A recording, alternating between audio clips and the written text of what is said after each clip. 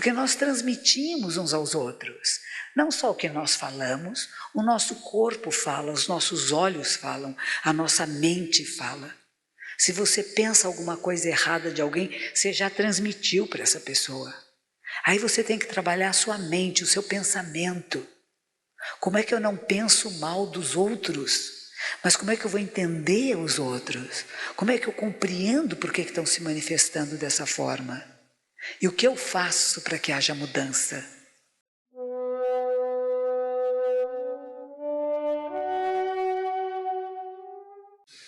Há uma história interessante que um monge lá dos Estados Unidos uma vez contou. Ele disse assim: imagine que eu fui pregar um prego.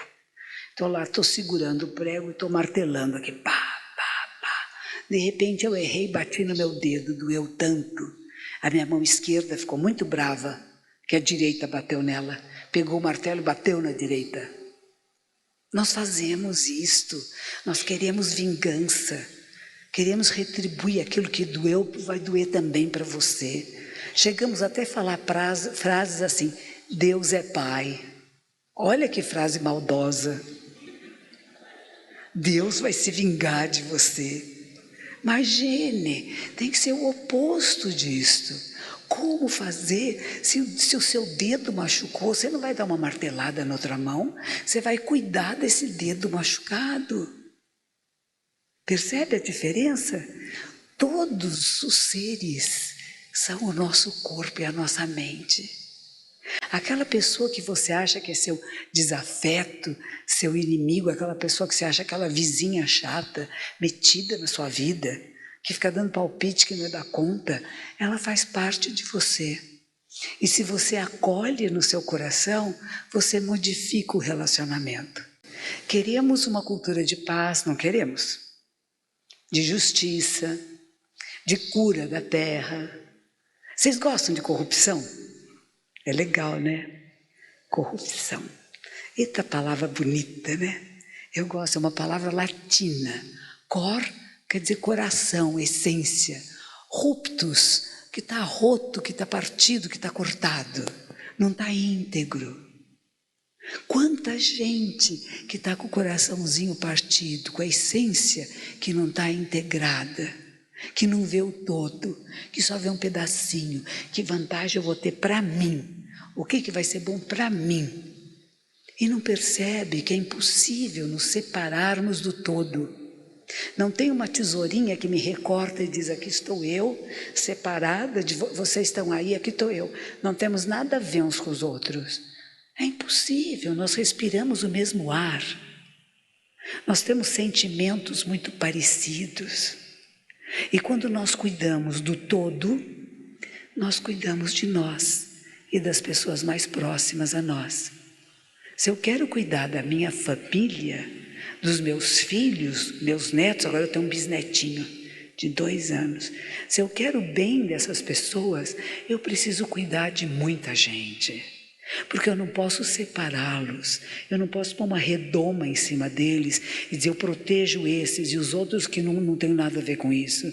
Nós temos a ver com tudo o que está acontecendo na Terra hoje, no planeta Terra hoje. Antes de vir para cá, eu entrei no quarto do hotel, eu liguei a televisão. E a televisão estava passando uma homenagem para o Muhammad Ali, que era Cassius Clay, um grande boxeador norte-americano, né? Então a esposa dele falou, a filha dele falou, pessoas que ele sempre fez o bem. E por que ele é um personagem tão importante? Porque, primeiro, ele lutava contra a discriminação racial. Ele devotou sua vida para que houvesse equidade, não igualdade, porque não somos iguais. Isso é outra coisa, né? Todos são iguais perante a lei. Veja só, eu tenho uma amiga minha, assim como nesse coral tinha uma menina numa cadeira de rodas, eu tenho uma amiga que ela é cadeirante. Ela teve um acidente de motocicleta, ela é uma professora de educação física. E ela, como cadeirante, ela trabalhava, ela dava aula de educação física numa empresa. Passaram-se alguns meses dela cadeirante em casa, a empresa ligou para ela e disse assim: você não vai voltar a trabalhar? Disse: como é que eu vou trabalhar, ser professora de educação física, estou numa cadeira? Eles disseram assim: você faz a planilha. mas venha para cá, não vai ficar em casa não, pode vir. E graças a esse chamado, ela voltou a trabalhar na empresa. E ela até dá aulas hoje na cadeira, dizendo, faça isso, faça aquilo, né? Mas ela disse uma coisa interessante. As pessoas querem nos tratar todos iguais quando não somos iguais. E essa é a beleza da vida, que cada uma de nós é único. Ela disse assim, vamos imaginar 3 crianças que querem assistir um jogo. E tem uma grade, um muro. Tem um maiorzinho que ele vê metade do jogo. Tem uma menina de tamanho médio que não vê. E um pequenininho que não vê nada. Mas nós vamos tratar todos iguais. Nós vamos dar 3 caixotes iguais, do mesmo tamanho. O maiorzinho vai ver tudo. O médio vê um pouquinho e o pequenininho continua sem enxergar nada. Percebe que nós não somos iguais? Nossas necessidades são diferentes. A beleza da vida é que você pode cuidar de cada pessoa, com uma delicadeza e ternura, porque cada um é um pouquinho diferente do outro. Quem tem vários filhos sabe disso. Tudo feito do mesmo papai e da mesma mamãe. Em princípio seria a mesma genética, sai cada um de um jeito. Um é bravinho, outro é mansinho. Um gosta de carinho, outro não chega perto. Um tem uma necessidade de querer estudar mais, outro gosta de trabalhar mais, tem um que não quer fazer nada. Ai, esse então perturba o pai e a mãe, né? Aí tem que provocar, tem que estimular. Esses dias lá em São Paulo eu tenho uma cadelinha que cruzou e ela teve 6 filhotinhos, cada um de um jeito diferente. E tinha uma muito pequenininha que os outros maiores iam mamar primeiro e jogavam ela para fora. Então eu passava o dia inteiro e a noite inteira pondo ela na teta. Eu tinha que tirar um grandinho que já tinha mamado e arranjar uma teta para ela. E teve um dia que eu viajei, assim como eu vim aqui, às vezes eu saio para fazer palestras em outros lugares, e tem uma monja que mora comigo, eu falei para ela, olha, ponha a cadelinha na teta. Por favor, não esqueça. Ela disse para mim, imagine, a natureza cuida. Eu falei, não, a natureza não é bem assim. O mais fraquinho vai morrer, e a gente não quer que a cadelinha morra, né? Então você põe ela na teta. Mas ela achou que era bobagem, que não precisava. Quando chegou de noite, a cadelinha ficou um dia inteiro sem mamar. Estava deitadinha, quase morrendo, já não se mexia mais. Aí ela se deu conta e chamou correndo a veterinária. A veterinária passou a noite toda lá, pondo melzinho na boca, soro, tirando leite da tetinha da mãe e pondo na boquinha dela. Ela agora está gordinha, bonitinha. Ela é muito grata por isso. É uma cachorrinha que sempre chega perto, fica alegrinha, né? A gratidão da vida. Nós não seguimos só a natureza, nós humanos temos uma capacidade diferente dos outros bichinhos. Não é que seja melhor, superior ou inferior. Eu não quero fazer julgamento de valores, mas temos uma capacidade mental que é diferente do bichinho. Uma cadela que o bebê não mama, ela larga o bebê e ele morre. Nós, quando temos um bebê que tem uma dificuldade, que é a ideia da casa do sossego, não é isto? Uma criança que tem uma dificuldade de conhecimento, de raciocínio, ela não é largada lá, vai largar no meio da rua que morra.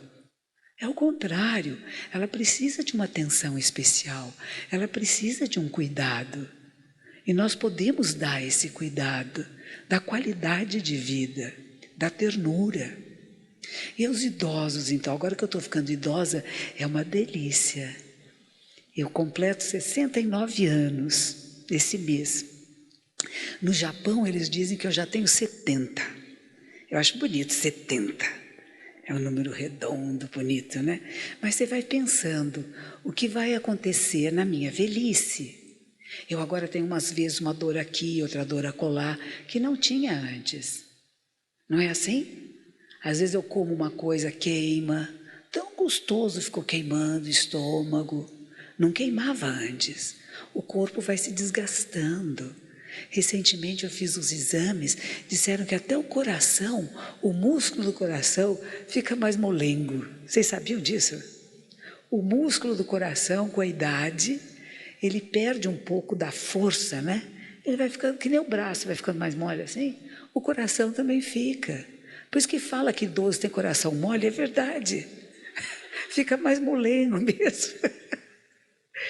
E outra coisa que a gente perde é impressão digital. Vocês já viram isso? Eu fui fazer o título de eleitor e ia lá naquela maquininha, né, não aparecia. E a moça falou, é natural, com a idade desaparece. Passa um creminho. A gente vai desaparecendo. A idade vai nos fazendo desaparecer aos poucos, né? Pouco a pouco, pouco a pouco. E algumas pessoas têm quem cuide, outros não têm. E às vezes não pode mais cuidar de si sozinho, né?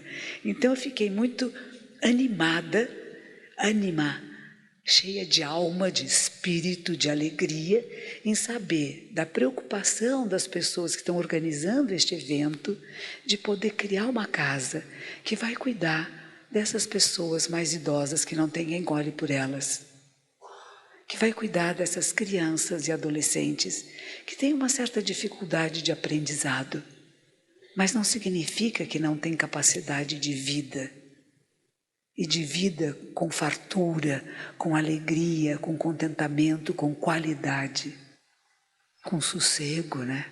Não com abuso. Não tem gente que abusa da pessoa que tem uma pequena deficiência? Nós somos malvados, nós humanos. Se nós não prestarmos atenção, a gente pode fazer muita maldade nesse mundo. E por isso é preciso conhecer a mente. A sua mente, não é a do outro. Nós temos uma tendência muito interessante de achar que tudo que dá errado, a culpa é do outro. Não é assim? Não é eu tenho culpa, não, foi o outro. Eu fiz, mas porque o outro me provocou. Eu gosto muito dos beneditinos. Os monges e as monjas beneditinas, assim como eu, praticam a meditação. E um grupo de monjas beneditinas passou um mês lá no meu mosteiro, quando eu estava no Japão. E tivemos um encontro muito agradável. Algumas delas trabalhavam na Índia, cuidando das pessoas mais pobres da Índia. E teve uma vez no encontro interreligioso, encontrei um monge jesuíta, que ele trabalhava com os mais pobres da Índia. Nós estávamos no Rio de Janeiro para esse encontro interreligioso e ele foi visitar a Rocinha, a favela da Rocinha. E eu não pude ir. Quando ele voltou no dia seguinte, eu perguntei para ele como foi. Ele disse assim, não tem miséria no Brasil. Eu falei, mas o senhor não foi lá na Rocinha? Eles são ricos. Eles têm luz elétrica. Mesmo que seja gato puxado, tem luz elétrica. Eles têm um armazém que tem comida dentro. Na Índia não tem comida, não tem luz elétrica. Eles ficam sentados à beira do rio esperando morrer. Não tem luz nos olhos, não tem esperança. Diz assim, os pobres de vocês aqui são ricos. Seus olhos brilham, eles ainda têm energia vital, eles ainda têm o que comer. Porque tem gente que não tem nada para comer e que perde todo o estímulo de vida.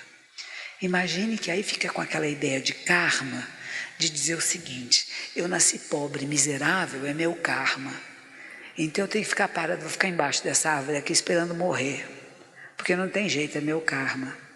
E isso é um erro, né? É um erro de interpretação.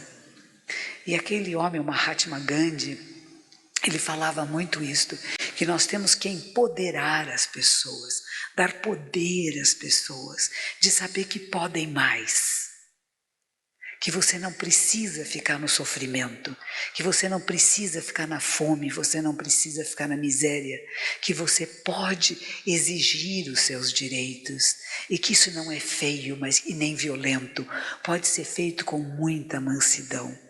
Vocês se lembram que a independência da Índia foi conseguida por este homem pequenininho, magrinho? Ele fez uma reunião com os ingleses, conseguiu. Vamos ter uma reunião para pedir a independência da Índia.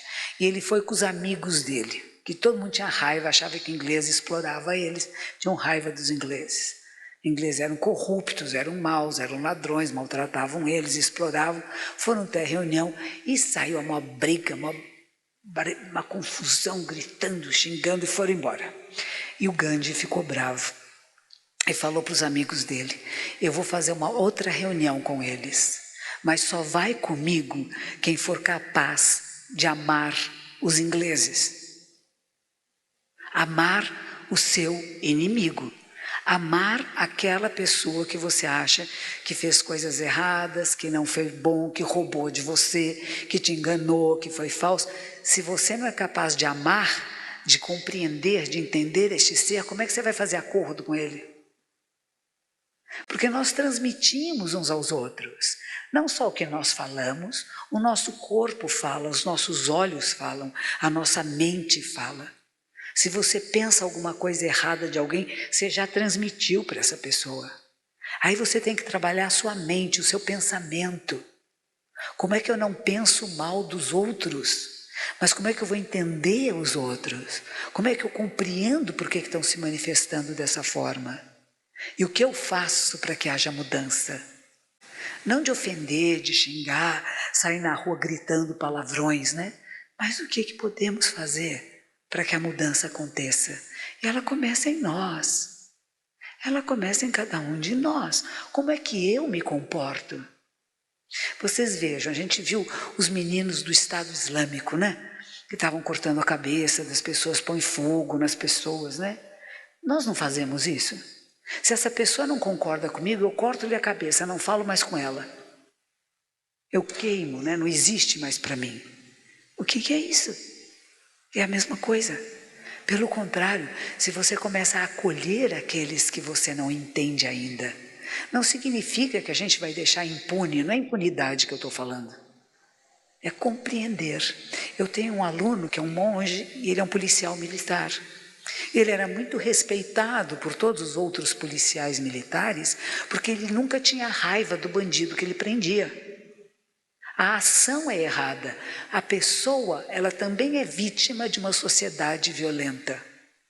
Então nós temos que modificar cada um de nós para que nós possamos modificar a sociedade e o mundo. Nós queremos que o outro mude, né? Imaginou agora, aqui não está uma caça às bruxas, não dá até medo? Cada dia prende mais um. Cada dia falam que aquele é ladrão, aquele é corrupto. A gente já não sabe nem para quem olhar, né? Mas tem políticos bons, vocês sabiam? Tem pessoas que são bons políticos, pessoas que pensam no bem coletivo. Mas esses não aparecem muito na imprensa. A gente não fica sabendo deles. A gente só sabe daqueles que são suspeitos. E essa suspeição, muitas vezes, é porque tem interesses políticos. Não é verdade? Então, quando a gente fala expansão de consciência, é uma capacidade, como dizia Paulo Freire, nós temos que aprender a ler a realidade. Ler o que está acontecendo. Interpretar essa realidade. Interesses de quem? Para quem? Por quê? E como é que a gente não se macula com isto, né?